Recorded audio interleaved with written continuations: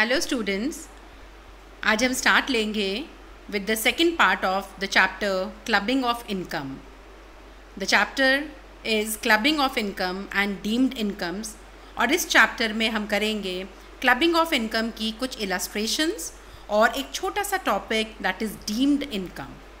So we start with illustration 1 of your book. I've changed the year because it is taken from the last year's book. So आपको ये अपनी book में ये topic मिल जाएगा, ये illustration as it is मिल जाएगी. This illustration 1 is again based on the rules जो हमने किए थे अपनी थ्योरी के चैप्टर में, that is clubbing of income. Clubbing of income में जो various situations मैंने आपको बताई थी उनमें थी कि जब आप इनकम ट्रांसफ़र करते हो, okay, but you don't transfer the asset और the ownership of the asset. Second, it was when it is the revocable transfer of the asset. Another one was जब एक पर्सन अपने स्पाउस के नाम कोई income directly या indirectly transfer करवाता है, या उसके स्पाउस को एक ऐसी फर्म से या ऐसी ऑर्गेनाइजेशन से इनकम होती है लेकिन उसकी अपनी क्वालिफिकेशन या स्किल की वजह से नहीं, बल्कि because of the that is substantial interest of the husband और वाइफ और the spouse in that organization, तो भी हम क्लबिंग ऑफ इनकम करते हैं. उसके अलावा जब 31 मई 1973 के बाद अगर कोई एसेट या इनकम आप ट्रांसफ़र करते हैं, again that is fishy, that is आपको कहीं ना कहीं आपने कोई कंसिड्रेशन नहीं लिया, कोई कारण नहीं था, लेकिन आपने उसको ट्रांसफ़र किया to your daughter in law, again that will be the part of clubbing of income. या इसके अलावा जब आप का इंडिविजुअल, जिसकी अपनी इंडिविजुअल इनकम है लेकिन वो अपनी इंडिविजुअल इनकम को हिंदू अनडिवाइडेड फैमिली के पूल में सबके यूज़ के लिए ट्रांसफ़र करता है, लेकिन ऑनर वो खुद ही है और उसके अपने नाम ही वो एसेट है, in that case the income will be again the part of your clubbing of income. तो ये जो सिचुएशंस हमने करी थी अपने लास्ट टॉपिक में, इसको हम यहाँ पे इलस्ट्रेशंस में अप्लाई करेंगे. So we start with illustration 1. Who is liable to pay the tax on the following incomes? So you have to give it with reasons. First, Mr. Ram transferred a property worth rupees 2 lakh to his son's wife, that is daughter-in-law. और daughter-in-law के लिए हमें date जानना ज़रूरी है, and that is 31st May 1973 के बाद हुआ, because the date is 10th June 2009. The income accrued to her from the property is rupees 20,000 during the previous year 2019-20, that is your current previous year. So ये without consideration है, without substantial consideration है. In this case 20,000 will be the income of Mr. Ram, not of the daughter-in-law. उसके बाद हम बात करेंगे second situation में. Mister Ram, a member of Hindu undivided family, transferred his personal property. उसकी personal property थी that was of 1 lakh, लेकिन उसने ट्रांसफ़र किसको करी? हिंदू अनडिवाइडेड फैमिली को. इसमें भी हमने एक डेट का जिक्र किया था that if the transfer is after 31 December 1969. Yes, इस क्वेश्चन में भी ये आपका अप्लाई हो रहा है 31 दिसंबर 1969 के बाद, यानी 10 जुलाई 2015 को ये ट्रांसफ़र हुआ. पर्सनल प्रॉपर्टी थी, हिंदू अनडिवाइडेड फैमिली को ट्रांसफ़र करी गई विदाउट एनी कंसिड्रेशन. इसको हम ट्रांसफ़र नहीं मानेंगे और ये जो भी इनकम होगी that will be the part of, इसमें से इनकम जो हुई है दैट इज़ 20,000. सो ये 20,000 की income will not be the income of Hindu undivided family. ये किसकी इनकम मानी जाएगी? This will be considered as the income of the person mister Ram. So this was illustration 1. हम बात करेंगे अब इलस्ट्रेशन 2 की. From the following information compute the income of mister Shyam and missus Shyam for the assessment year 2020-21. So यहाँ पे आप question हम पहले देखते हैं. इनकम्स दी हुई हैं मिस्टर श्याम की. From business 3,90,000, interest on debentures 20,000। ये तो मिस्टर श्याम की इनकम रहेंगी। अब बात करते हैं मिसेस श्याम की इनकम की। मिसेस श्याम की इनकम में सैलरी इनकम है, लेकिन कहीं भी ये नहीं कहा गया कि ये बिकॉज ऑफ मिस्टर श्याम है। तो इसका मतलब ये सैलरी इनकम मिसेस श्याम की इनकम ही रहेगी। उसके बाद interest on debentures were transferred by mister Shyam without consideration. Because it was without consideration, तो ये इनकम 10,000 की हम इंक्लूड करेंगे मिस्टर श्याम की इनकम में। उसके बाद interest on loan from a firm, ये मिसेस श्याम की इनकम ही रहेगा। तो अब ये सब हम चेक कर सकते हैं। देखिए ज़रा, मिस्टर श्याम की इनकम में बिजनेस इनकम और अपने इंटरेस्ट ऑन डिबेंचर्स के साथ साथ इंटरेस्ट ऑन डिबेंचर्स जो उसने अपनी वाइफ को गिफ्ट करे थे, वो भी उसकी इनकम भी इसमें इंक्लूड हमने करी है। So the total income it comes to 4,20,000। और मिसेस श्याम की इनकम अब दो रह गई, सिर्फ कौन कौन सी? सैलरी इनकम और इंटरेस्ट ऑन लोन, और इनका टोटल बन गया 2,54,000। So this is the second question, second illustration. Now we come to illustration number 5. From the following information, compute the gross total income of Girish. अब इसमें क्या क्या instructions हैं देखते हैं। Girish instructed to the bank that interest on his fixed deposit receipt, that is 50,000 for that year, be credited to the saving bank account of Ramlal, son of his brother. तो गिरीश ने क्या instruct करा bank को? बिना किसी वजह से, बिना किसी कारण के उसने अपनी इनकम को ट्रांसफ़र कर दिया। कोई रीज़न नहीं, कोई कंसिडरेशन नहीं, कोई ट्रांसफ़र ऑफ एसेट नहीं, सिर्फ इनकम को ट्रांसफ़र किया। तो हमने किया था कि ये इनकम ट्रांसफ़र नहीं मानी जाएगी। This will be the part of the total income of Girish. उसके बाद he gifted a flat to his wife. Okay, so the income from house property for the previous year was 1 lakh, but हम इसको transfer नहीं मानेंगे जब तक वो person अलग नहीं रहते, तलाक नहीं हुआ, हम इसको अलग व्यक्ति नहीं मानेंगे, ट्रांसफ़र नहीं मानेंगे। So this 1 lakh will also be किसकी इनकम मानी जाएगी? गिरीश की। नेक्स्ट आते हैं, cash gift received by minor daughter Stuti from a friend of Girish 40,000। Girish के फ्रेंड ने 40,000 का, 50,000 से कम है ये अमाउंट। और याद रखिएगा, जब किसी आउटसाइडर से अगर हमें कोई गिफ्ट मिलता है, ओके, सो अगर वो 50,000 तक है, in that case it will be exempted, लेकिन अगर उससे ज़्यादा होगा then only it will be taxable. Okay, लेकिन अब ये किसकी इनकम में हम इसको कंसिडर करेंगे? चाहे ये टैक्सेबल नहीं है, लेकिन क्या ये गिरीश की इनकम में आएगा या माइनर डॉटर की इनकम में? नहीं, ये किसकी इनकम में आएगा? सिर्फ गिरीश की इनकम में।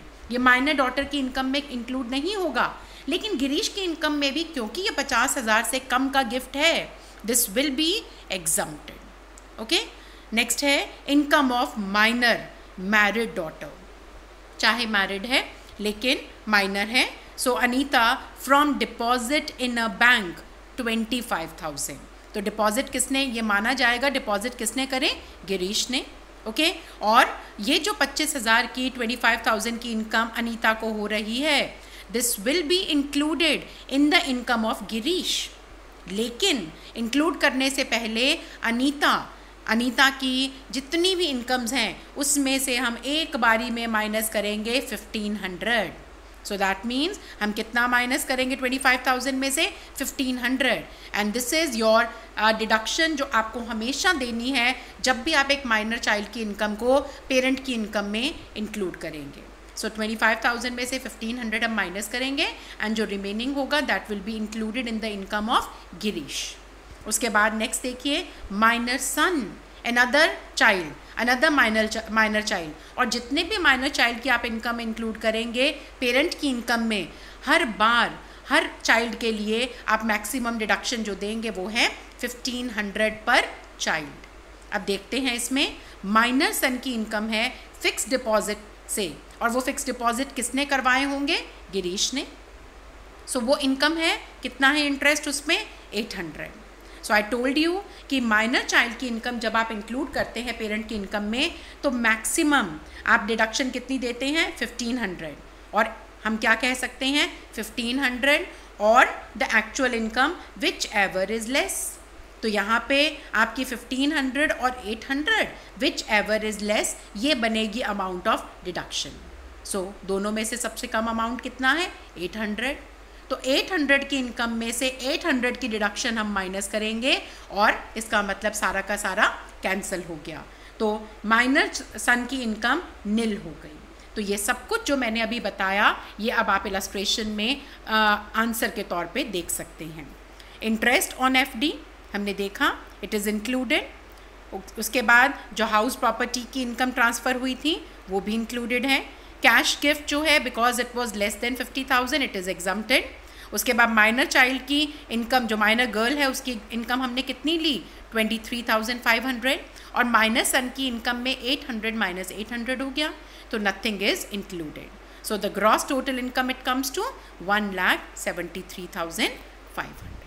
So this was all regarding the illustrations related to clubbing of income. और अब हम बात करेंगे एक छोटा सा टॉपिक है deemed incomes, but very important to know because ये इनकम टैक्स में बहुत इंपॉर्टेंस रखता है। Now what is deemed income?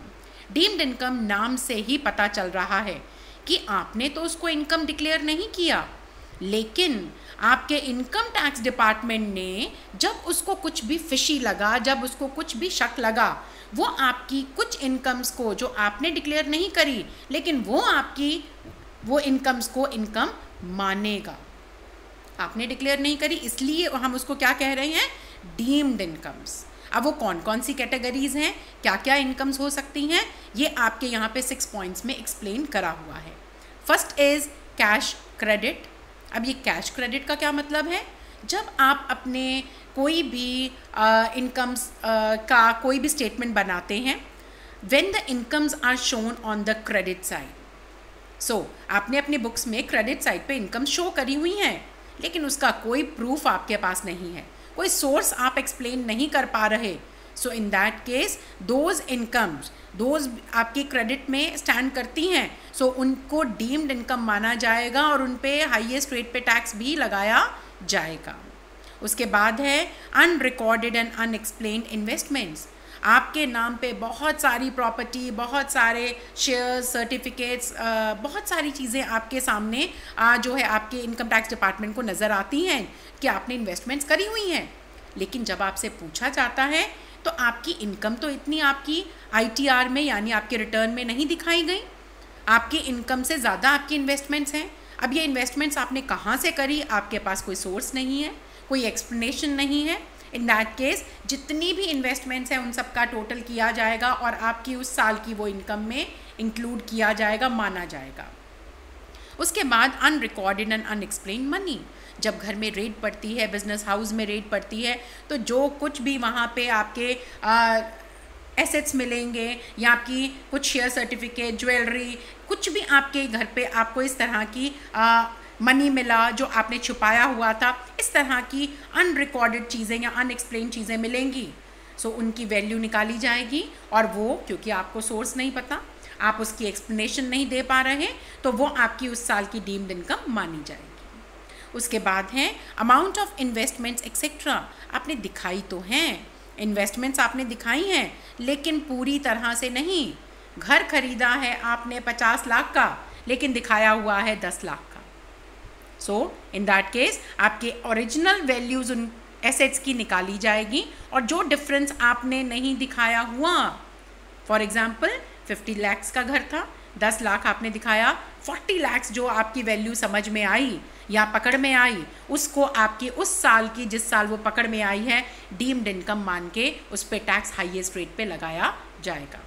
उसके बाद अनएक्सप्लेन्ड एक्सपेंडिचर। आप बहुत 5 स्टार होटल में जाते हैं, आप बहुत फॉरेन टूर्स करते हैं, उसके अलावा वैसे भी आप बहुत खर्चे कर रहे हैं, आपके बच्चे जो है बहुत हाई फाई स्कूल में पढ़ रहे हैं जहाँ पे बहुत मोटी फीस आप दे रहे हैं। सो इस तरह के आपके बहुत खर्चे हैं, लेकिन रिटर्न में आप दिखा रहे हैं या तो लॉसेस या बहुत कम इनकम। सो ये अनएक्सप्लेन्ड एक्सपेंडिचर्स आप कहाँ से कर रहे हैं? अगर आप एक्सप्लेन नहीं कर पा रहे तो ये सारे खर्चे, चाहे आपके खर्चे हैं, इनको सबको टोटल किया जाएगा और आपकी उस पर्टिकुलर ईयर की डीम्ड इनकम माना जाएगा। उसके अलावा अमाउंट बोरोड और रीपेड ऑन हुंडी, दिस इज़ अ एंशियंट, और या हम कहेंगे हमारा पुराना प्रोमिसरी नोट का एक स्टाइल है, एंड दैट इज़ हुंडी। हुंडी की एक खासियत है, ये ट्रेडिशनल लैंग्वेजेस में लिखी जाती है और इसके अगेंस्ट आपका मनी दिया जाता है और वापस लिया जाता है। लेकिन अब ये इसके साथ एक कंडीशन जुड़ी है कि हुंडी से रिलेटेड अगर आप कोई लोन देते हैं, कुछ मनी देते हैं किसी को, that should be paid in the form of that is crossed cheque और ड्राफ्ट। और जब उसको वापस भी लिया जाएगा, अगेन जब वो रीपे किया जाएगा, again it should be in the form of that is cross check और क्रॉस ड्राफ्ट। लेकिन अगर आप लेन देन करते हैं कैश में, सो इन दैट केस जितने भी कैश का आप लोन देंगे या वापस मिलेगा, that will be considered as the income, the deemed income. Okay, so जो भी लेन देन आपका कैश में किया जाएगा, दैट इज़ ऑन और because of hundi, then in that case it will be considered as the deemed income of that particular year, और उस पे हाईएस्ट रेट पे टैक्स लगाया जाएगा। So this was all regarding the clubbing of income and deemed income. Thank you all.